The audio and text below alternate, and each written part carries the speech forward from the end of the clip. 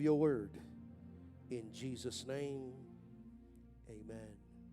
If you're new to Belong Church, next Sunday you will have the voice that God has assigned to this house. But today you got to hear his pastor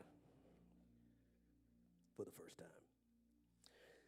There was a certain man, you can stay with me right in B flat. There was a certain man from Ramanthium, a Zephite, from the hill country of Ephraim, whose name was Elkanah, the son of Jeroham, the son of Elihu, the son of Tohu, the son of Zuph, an Ephraimite who had 2 wives.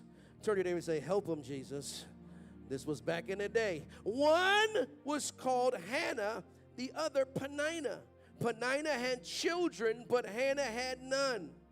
Year after year, someone say year after year. I sense prophetically, turn to your neighbor and say, this is your year. Come on, turn to your other neighbor and say, this is your year. I don't know what you've been waiting for. I don't know what you've been praying for, but this is your year. If you believe that this is your year, I need to...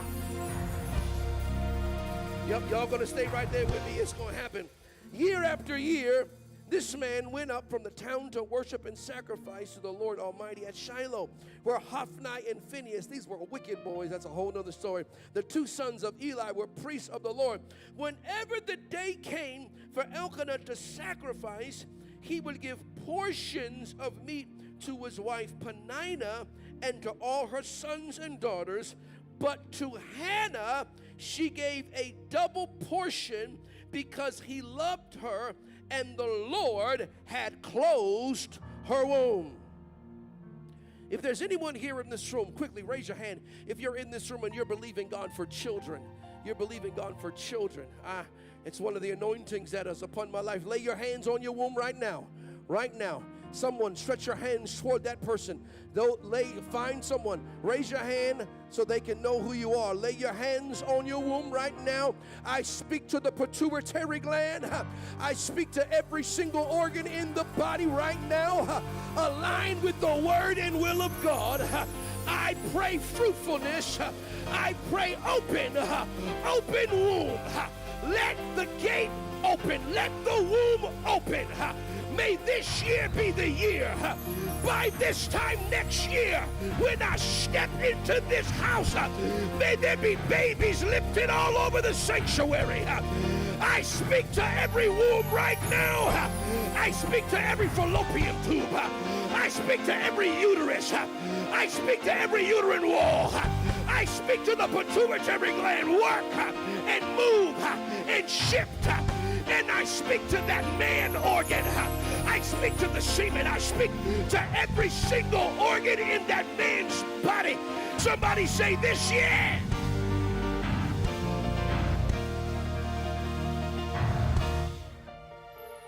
Because the Lord had closed her womb, her rival kept provoking her in order to irritate her. Can you turn to your neighbor and say, you need rivals? Is there anyone here in this room, you have haters, and your haters have haters? That's all right. You need haters. You need rivals. You need people that'll push you, because there's something that is called a holy irritation. I don't know if I'm going to get there, but...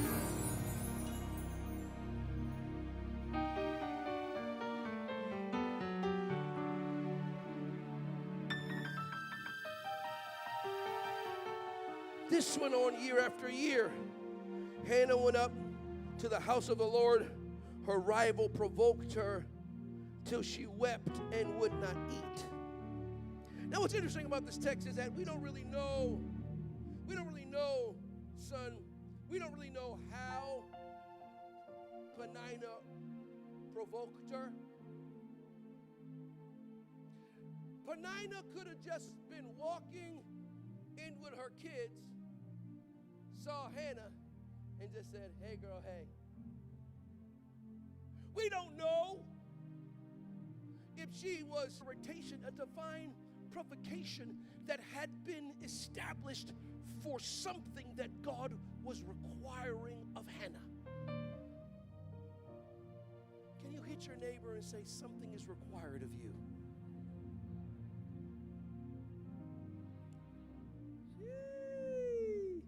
Elkanah, her husband, would say to Hannah, why are you weeping? Why don't you eat? Why are you downhearted? Don't I mean more to you than 10 sons? Her answer was no. Once, when they had finished eating and drinking in Shiloh, Hannah stood up. Now Eli the priest was sitting on a chair by the doorpost of the Lord's temple. In bitterness of soul, Hannah wept much and prayed to the Lord. And she made a vow. O Lord Almighty, if you will only look upon your servant's misery and remember me, and do not forget your servant, but give her a son, then I will give him to the Lord for all the days of his life, and no razor will ever be used on his head. As she kept on praying to the Lord, Eli observed her mouth. Hannah was praying in her heart, and her lips were moving, but her voice was not heard. Rid of your wine. Hit your neighbor, say, get rid of the wine. Hit your other neighbor and say, you know what he's talking about. The wine, the Hennessy, the cremas. Not so, my Lord, Hannah replied. I am a woman who is deeply troubled. I have not been drinking wine or beer. I was pouring out my soul to the Lord. Do not take your servant for a wicked woman. I have been praying here out of great anguish and grief. Eli answered, go in peace. Belong Church, I want you to hear this. You are about to go in another dimension of peace. There is about to be sweatless. There is about to be a new grace. There is about to be a new shalom that is going to be released upon this house, and you will go in peace. May the God of Israel grant you what you have asked for of him. She said, may your servant find favor in your eyes. She went her way, ate something. Her face was no longer downcast. 19. Early the next morning, she rose, worshiped before the Lord, then went back to their home in Ramah. Elkanah lay with Hannah, his wife, and the Lord remembered her. Turn to them and say, God will remember. And in the course of time,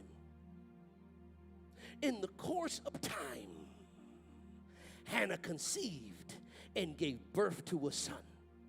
She named him Samuel, saying, because I asked the Lord for him.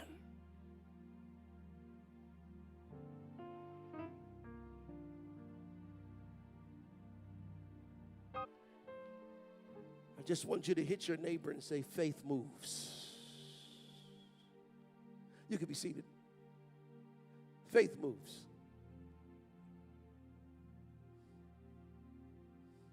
Faith moves.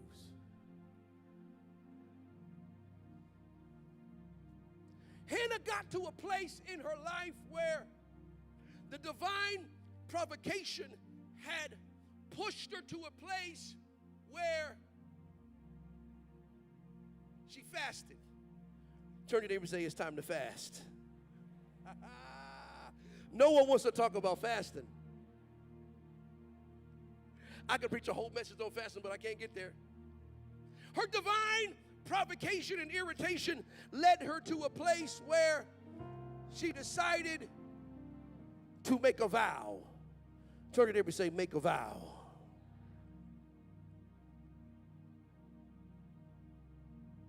Her divine irritation led her to a place where she decided that she was going to pray. Turn to your neighbor and say, you got to pray. And hit your neighbor and say, don't stop praying. I said hit him, not touch him. Hit him, but not that hard. Hit your neighbor and say, don't stop praying. Don't stop praying until you see what you've heard. This divine provocation of Hannah led her to fast, to make a vow, to pray. And after she prayed, she decided to worship. And after she worshiped, she decided to put on some faith moves. For the married folk in the room, her holy provocation, she made a vow, she prayed, she worshiped, and then she made some faith moves. Because faith moves. Faith moves the mountains. Faith moves the earth. Faith moves the heavens. Faith moves the hand of God. In this prophetic moment, Hannah stood weeping and crying and desperate for a miracle. Eli looked at her and said, "This woman is drunk. Leave. This woman has been drinking. And this woman is crazy." But she kept on praying. She kept on crying out to God. While she was praying, the text says that she prayed a heart prayer.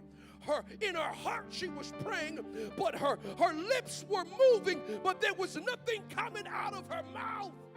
Have you ever been in that type of pain where you try to cry and nothing comes out? Just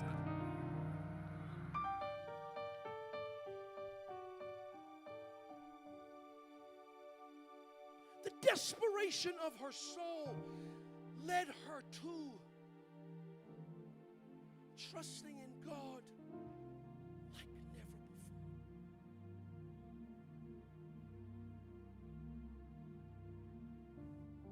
before. Long church, I've been there.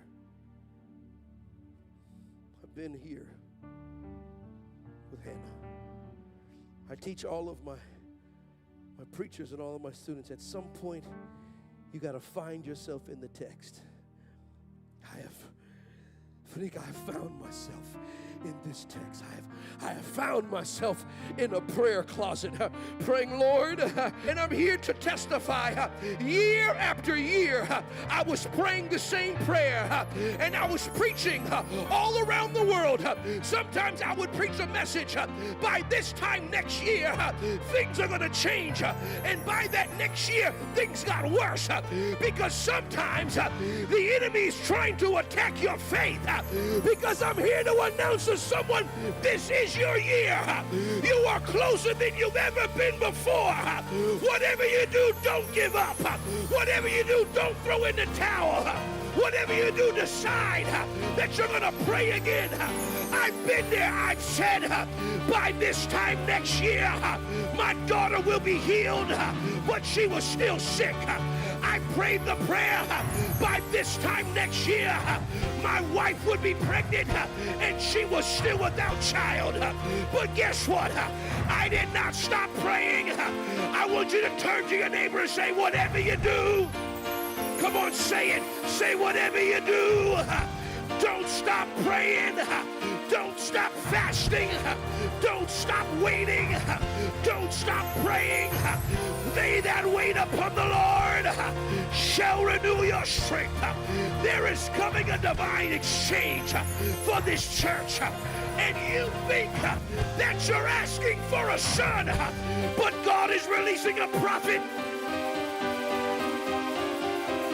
That's the faith move. The faith move had nothing to do with Hannah.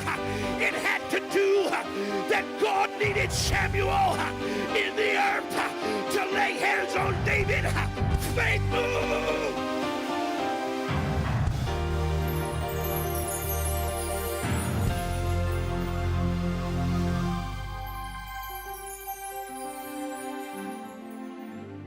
Everyone stand with me. I got 5 minutes.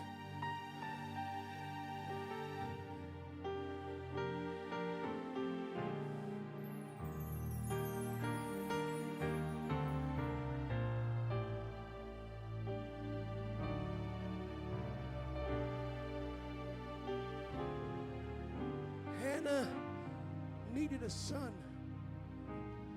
God needed a prophet.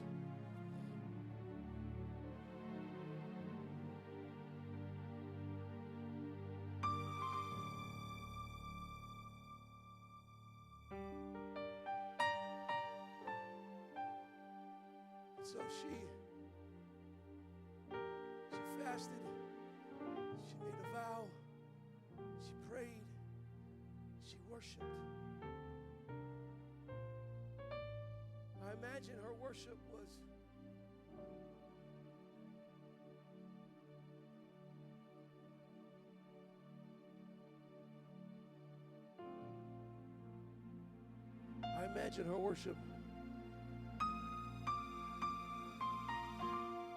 sounded a little bit not like my raspy tenor voice, but I imagine that she lifted her hands and she said, all together, you're all together.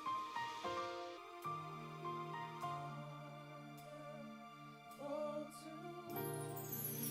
Here I am to worship. Here I am to bow down. Here I am to say that you're my God.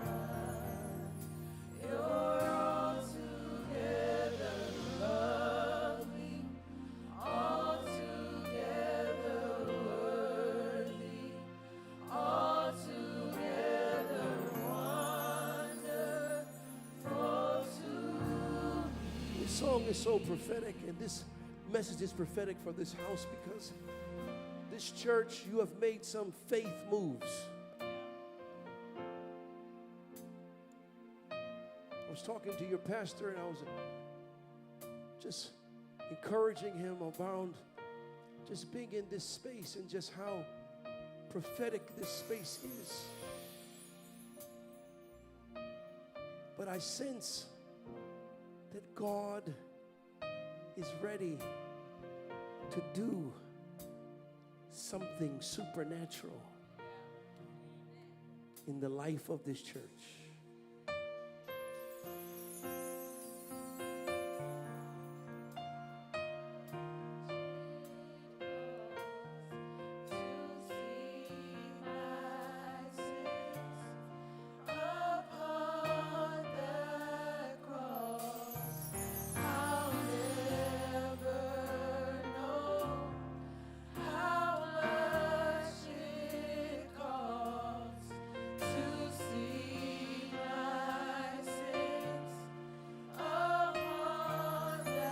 Say, I'll never know.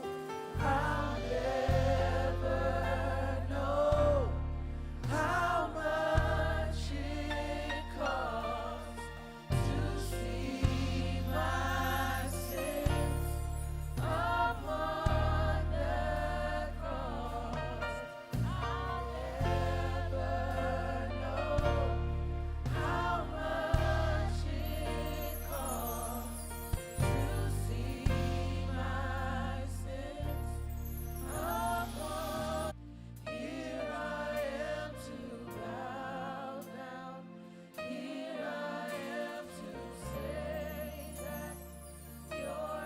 And Hannah, like many of us, you're all together. Lord, I trust you. Lord, I surrender.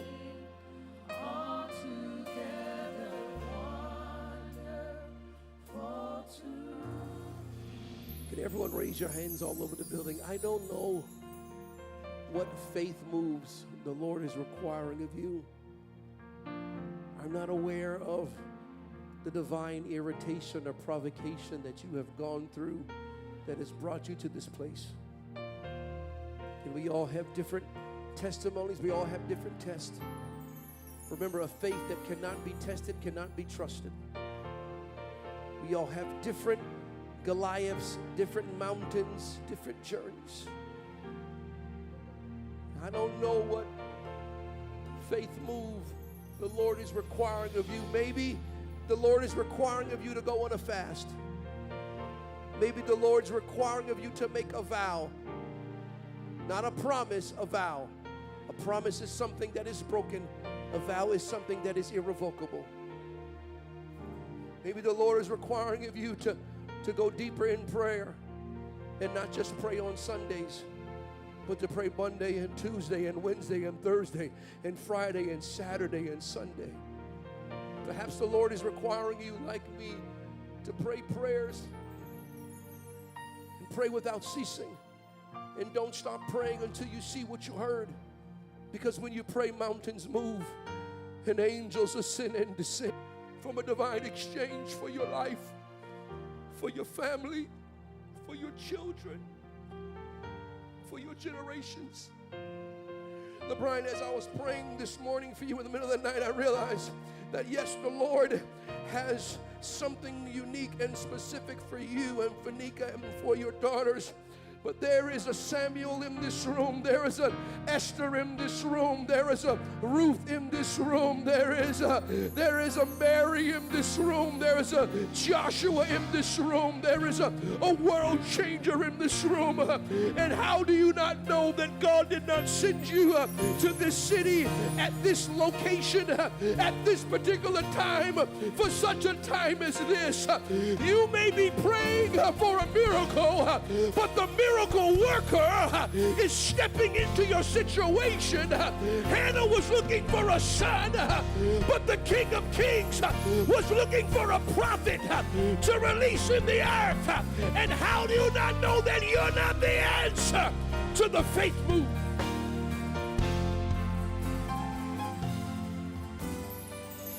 I don't know what faith move you must make. Perhaps it is to go deeper in prayer.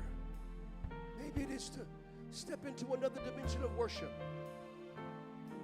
Or maybe there is, hear me, a faith move that the Lord is requiring of you, because faith without works is dead.